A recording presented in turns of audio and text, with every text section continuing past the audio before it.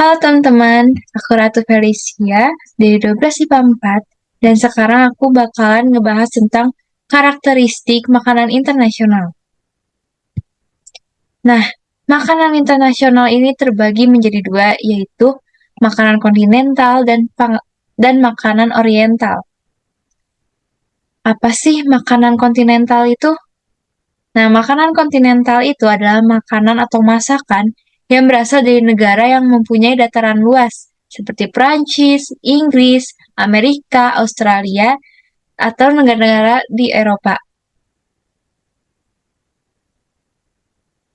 Nah, makanan kontinental ini atau makanan yang dari benua Eropa ini punya ciri khasnya masing-masing.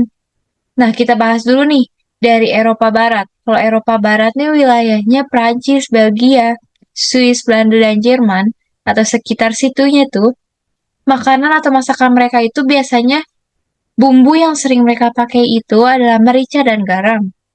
Sedangkan di Eropa Timur, daerah Romawi seperti itu, menggunakan bumbu yang lebih tajam, seperti rempah-rempah, yaitu lada. Nah, di Eropa Selatan ini mirip juga dengan Eropa Timur.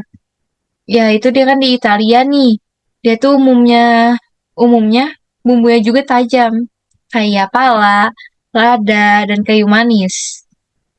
Nah, ini adalah ciri-ciri makanan yang ada di benua Eropa ya. Next, masakan kontinental. Jadi masakan kontinental ini tuh punya ciri khas atau yang membedakan nih dengan masakan oriental, yaitu dengan menggunakan bumbu instan atau bumbu siap pakai, seperti bumbu herb dan garam, dan tidak menyukai micin atau vetsin ya, nggak kayak di negara kita.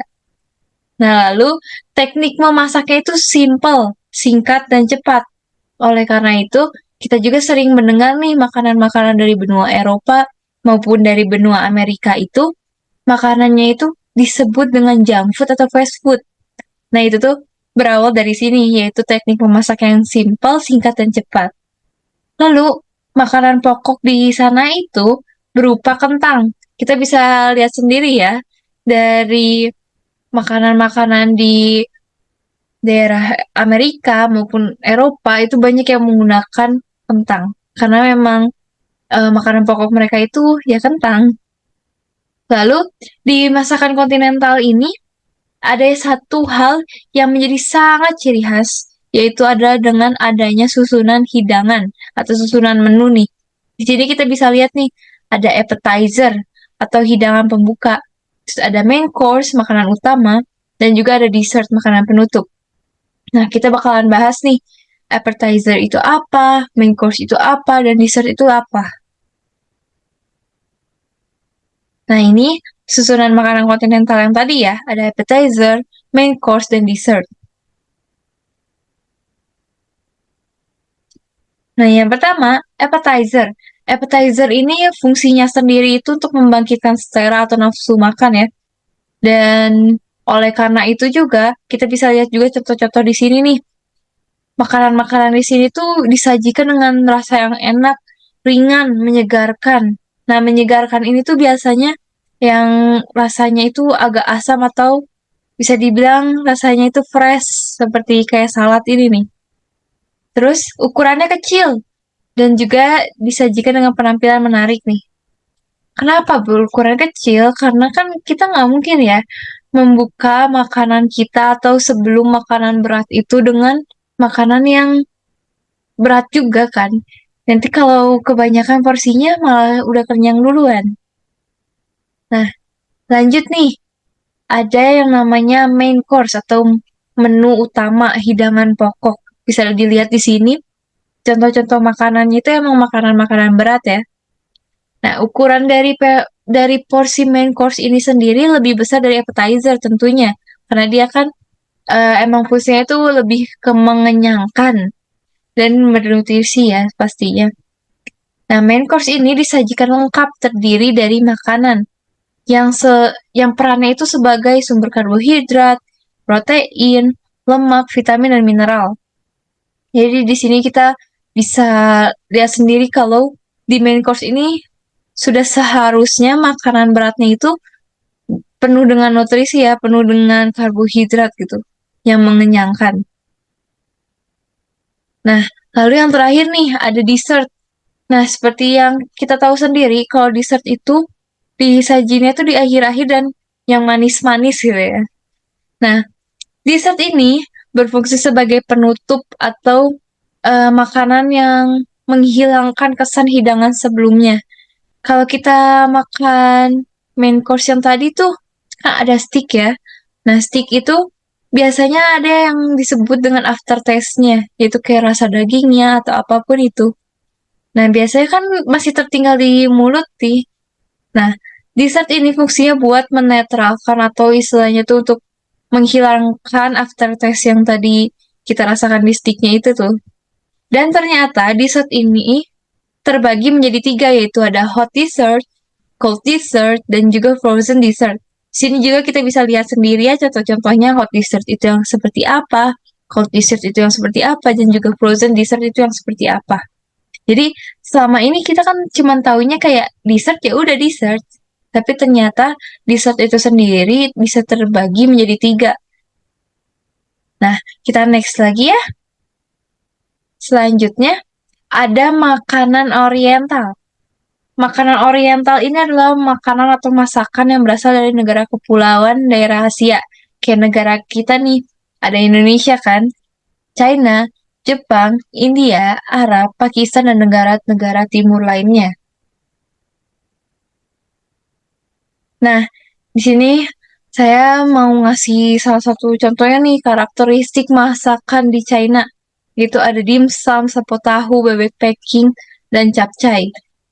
Nah, dari makanan atau masakan di China ini ada ciri-cirinya nih, ada karakteristiknya atau ada ciri khasnya nih, yaitu adalah makanan pokok mereka, yaitu adalah nasi, yang juga dimakan dengan lauk pauknya ya. Nah, mereka itu ada pengganti nasi juga, yaitu mie dan bihun. Lalu keistimewaan dari masakan mereka itu adalah pengolahan yang cepat dan dilengkapi dengan saus tomat, sambal, cuka, dan kecap. Nah, untuk yang uniknya juga adalah mereka biasanya atau bisa dibilang juga selalu ya, selalu menggunakan sumpit sebagai alat makannya. Oleh sebab itu, kita juga bisa lihat di contohnya ini, potongan bahan makanannya itu besar-besar, jadi lebih memudahkan mereka untuk makan menggunakan sumpit. Nah, selanjutnya ada karakteristik masakan di Jepang. Ini ada contohnya sukiyaki, sushi, ramen, dan lain-lain ya, ada banyak. Di Indonesia sendiri sudah tersebar. Lalu, ciri khasnya itu adalah menggunakan bahan mentah, ikan atau ayam, atau juga ada daging lainnya ya, sebagai hidangannya. Atau biasa kita sebut dengan sashimi ya, itu bagian dari sushi juga. Nah, makanan Jepang ini ternyata menggunakan berbagai macam jamur. Lalu yang jadi unik juga, mirip seperti masakan China tadi, yaitu alat yang digunakan untuk menghidangkan makanan itu memiliki bentuk dan warnanya yang unik. Nah, oleh karena itu, kita juga kadang familiar kan dengan mangkuk ataupun piring-piring dari Jepang sendiri, seperti mangkuk ramen ini. Nah, selanjutnya ada karakteristik masakan India, Arab, dan Pakistan.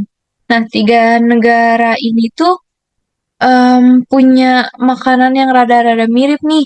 Kayak di sini kita bisa lihat nih, contohnya ada roti, macam-macam roti ini. Sekilas kayak sama, tapi ternyata mereka tuh beda ya. Di sini ada roti nan, roti sirma, roti chapati. Nah, ini tuh berkaitan juga dengan makanan pokok mereka, yaitu nasi dan macam-macam roti.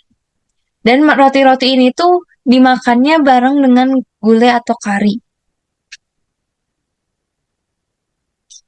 Nah, selanjutnya nih, yang terakhir ada karakteristik masakan di Filipina. Di sini juga kita bisa lihat nih ada chicken adobo dan juga buko pie. Nah, makanan pokoknya mereka tuh masih sama kayak kita, yaitu adalah nasi yang dimakan sama lauk pauk ya. Terutama ikan nih kalau di mereka. Karena Filipina sendiri juga sama kayak kita nih, negara kepulauan. Dan juga masakan mereka ini merupakan perpaduan masakan timur dan barat. Di sini juga kita bisa lihat nih, di contohnya yaitu Bukopai ini. Bukopai ini adalah salah satu bukti bahwa makanan atau masakan Filipina itu adalah merupakan perpaduan masakan timur dan barat. Nah, segini nih karakteristik karakteristik dari masakan atau makanan internasional nih. Jadi kita sekarang udah bisa lebih tahu ya kalau ternyata masakan yang ada di benua Eropa, yang ada di benua Asia, benua Amerika, benua Australia atau apapun itu, mereka tuh beda-beda dan punya ciri khasnya masing-masing. Nah, kalau gitu sampai di sini. Bye bye.